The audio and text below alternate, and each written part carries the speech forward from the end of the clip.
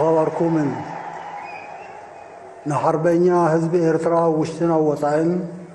بس كلهم فتوتون حارة حزب علم يوحنا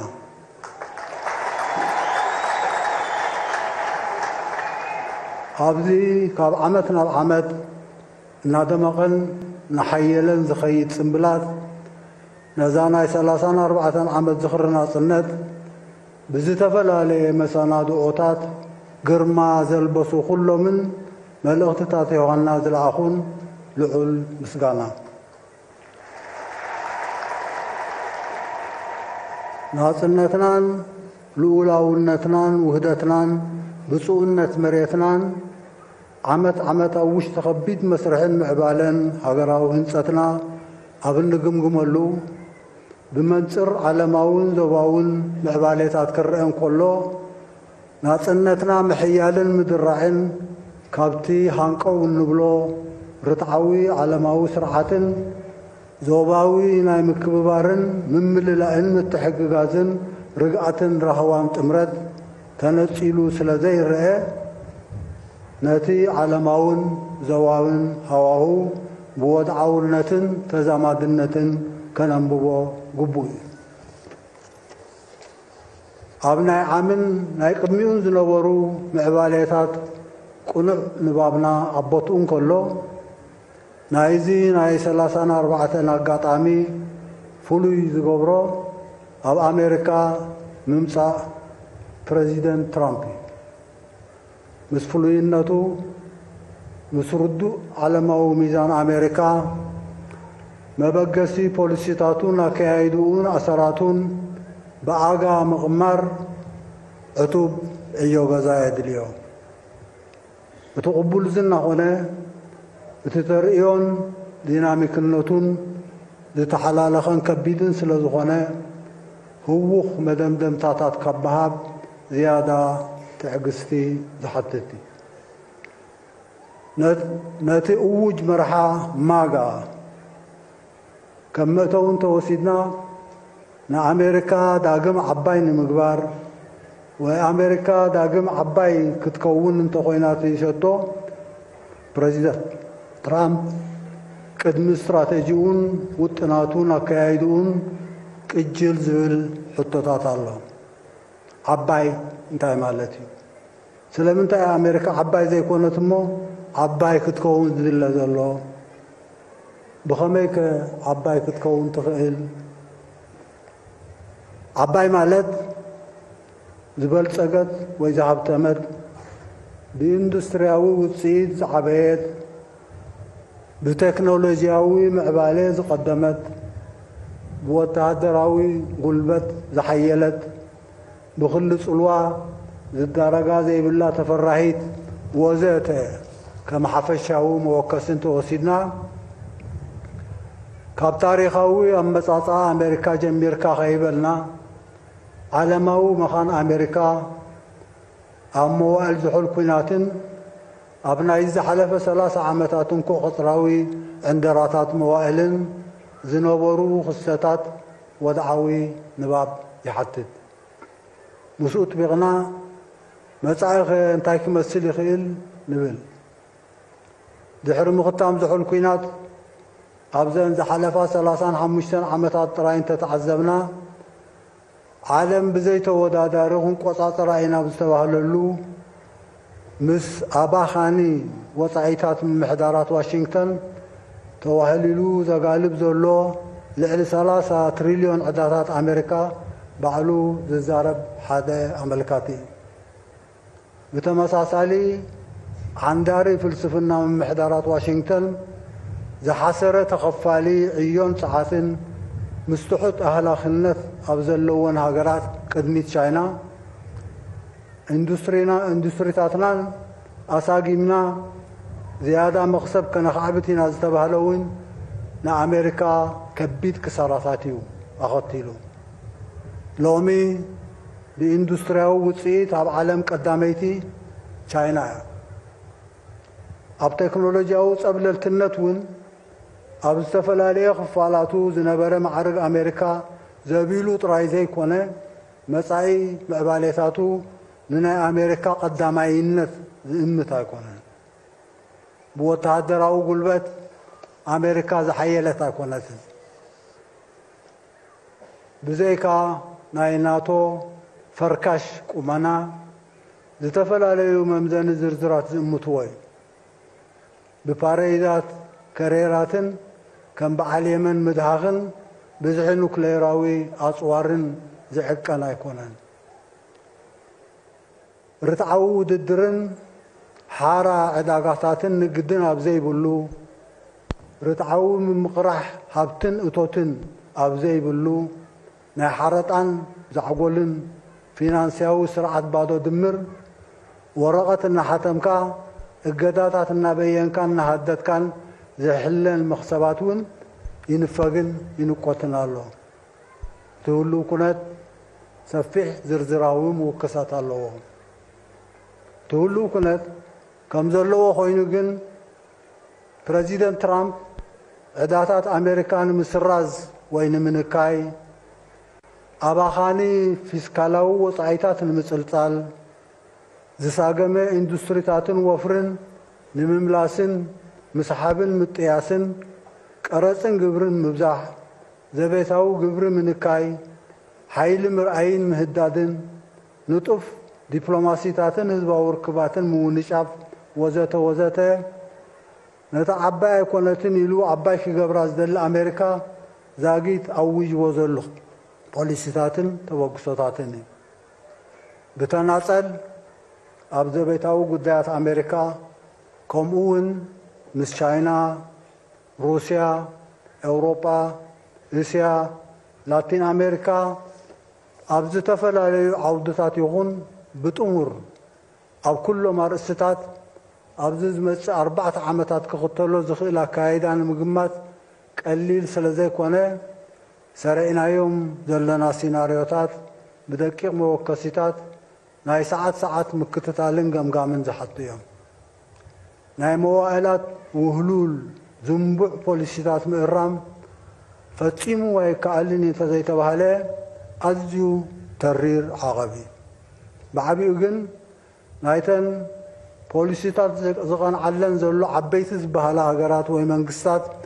ግብረ መልስን ጽምዶታትን ምስ ምሕዳር ትራምፕ ምፍላጥን ኣዛሚትካ ምትንታንን ክዝንጋዕ ኣይግባእን ዝኸበርክንን ዝኸበርኩምን ኣብ ኩሉ ዝዓለማዊ ቁርቁስ ናይዚ ዘለናዮ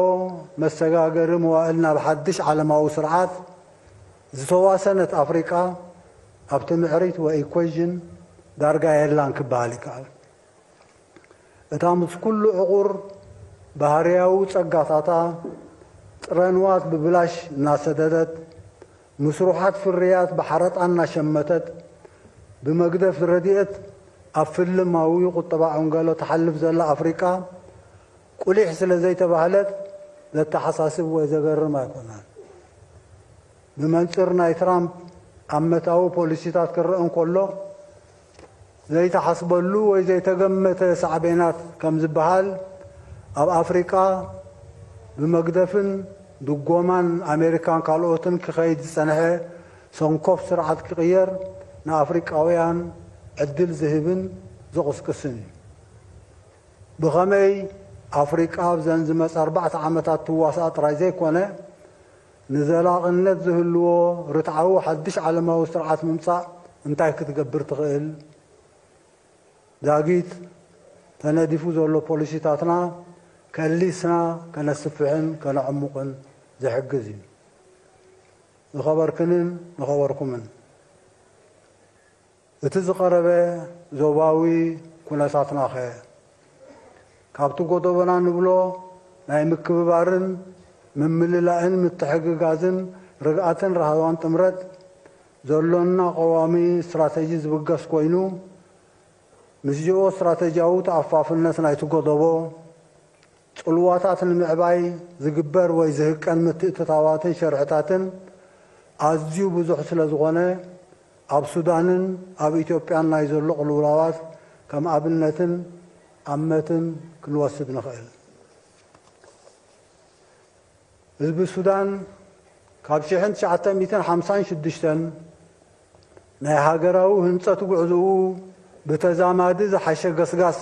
ኣመዝጊቡ ነይሩ ክበሃል ዝከኣል እኳ እንተኾነ ካብ 1989 ንድሓር ኣብ ውሽጢ ዝሓለፈ 30 ዓመታት ብናይ እንቃዝ ዕንደራ ዝወረዱ ሓደጋ ምረሽኡ ተጎቲቱ እዩ ህዝቢ ትዕግስቱ ምስ ጨንቀቐ ብፍኑ ንዓቢ ነቲ ዕንቅፋት ኣልዩ ኣብ መድረኽ ምስግጋር ይኣትዩ ናይቲ ምስግጋር ሕድሪ ከዓ ክንዲ ህዝቢ ሱዳን ልኡላዊ ሰራዊት ሱዳን ተረኪብዎ ምስ ናይ ሱዳን ጂኦ ስትራቴጂያዊ ኣገዳስነት ምስግጋር መድሎ ከይረኸበ ክንሕንፍሽ ዝበሉ ግዳማውያን ሓይልታት ካብ ውሽጢ መጋበርያ ዝኾንዎም ጃንዳታት እናዓደጉ ነቲ መሰጋገሪ ሓላሊኾም ህልኽን ቆይቁን እናጋውሑ ናብ ወተሃደራዊ ምትፍናን ኣዕሪጎም ነቲ ረፅሚ ብመንገዲ ጎረባብትን እናመወሉን እናንበድበዱን ከማሕድርዎ ይነጥፉ ኣለዉ ናይ ኩሉ እዚ ግዳይ ካብ መከራ ናብ መከራ ወዲቑ ዘሎ ህዝቢ ሱዳን እዩ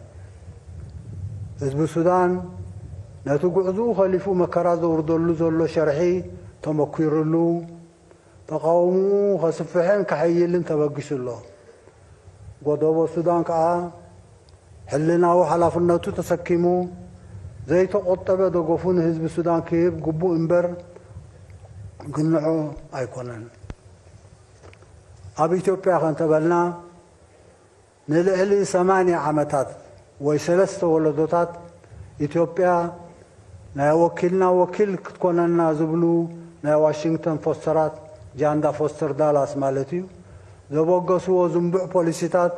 ዘኸተሎ ቅልውላዋትን ዕንወትን ኣመዛግብቲ ስኑድ እዩ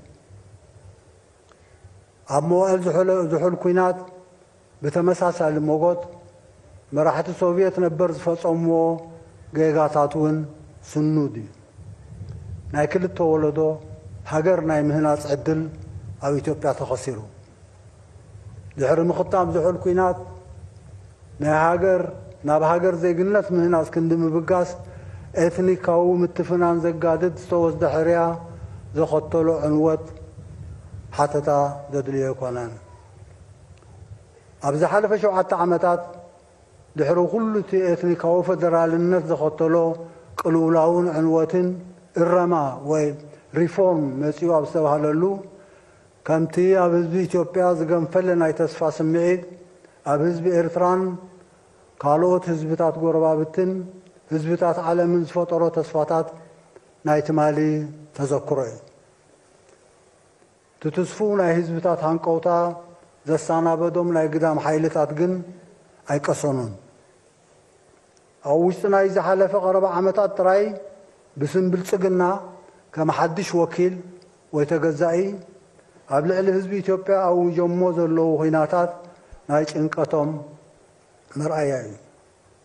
ብዝተፈላለየ ማዕዝናት ናይ ማያት ናይ ኒልን ቀይሕ ባሕርን ናይ ባሕሪ መስኮት ንህዝቢ ኦሮሞ ዘይውክል ኦሮሞማ ስነ ሓሳብ ኩሻውያንን ሰማውያንን ሕንቅልሕንቅሊተይ ናይ ኤትኒካት ሓድሕድ ኩናት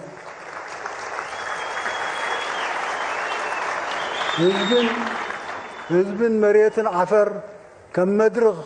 መጻወቲ ምዝማዝ ወዘተ ትዕንደራን መሁታቱን ኣብ መወዳእታ ህድማን ቅድሚት ጥራይ ክበሃል ዝከኣል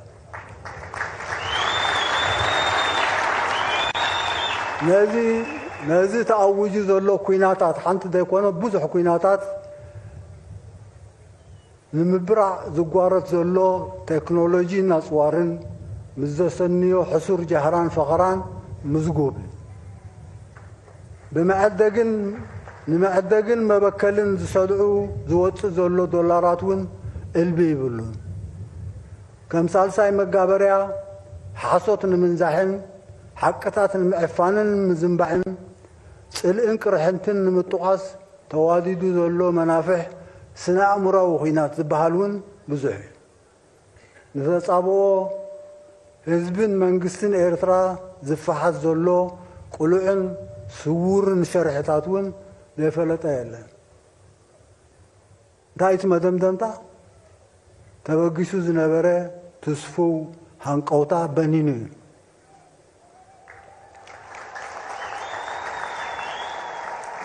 حزب ኢትዮጵያውን ሕርያታቱ ፈሊጡ ተቃውሞታቱ ከባራት ይረአሎ ህዝብን መንግስትን ኤርትራ ብልዑል ተስፋን ብዘይ ዕቃበን ነቲ ተበጊሱ ተባህለ ኢረማዊ ሪፎርም ዘይ ተቆጠበ ደገፍ መሃቦም በዚ ተኸሲቱ ዘሎ ሃንደበት ዘጣዕስን ዘሰክፍን የብሎምን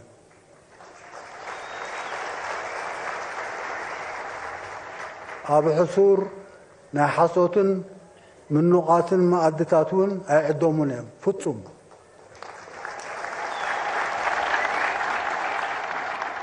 ነቶም ሸርሕታት ዝፍሕሱ ዘለዉ ናይ ግዳም ሓይልታት ኣእዳውኩም ኣክቡ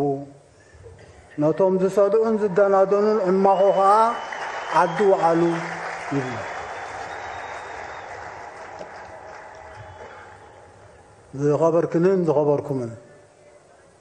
ኣብ ኣህጉራውን ዞባውን ምዕባለታት ተጊህና ብጽሞና ክንከታተልን ኣዛሚድና ኸነንብብን ሕርያታትና ፈሊጥና ክንግስግስን ንቡር እዩ ኣበው ከም ዝብልዎ ግን ብዕራይ ናብ ዘበለ የብል ዕርፊ ኣጽንዕ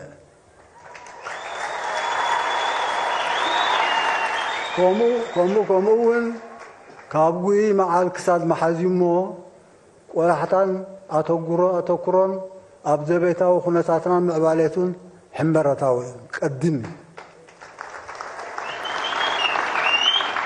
ኣብ ትሕቲ ዝኾነ ኩነታት ቅድሚ ኩሉ ዝስራዕ ቀዳምነትና ከዓ መኸተ ልምዓት እዩ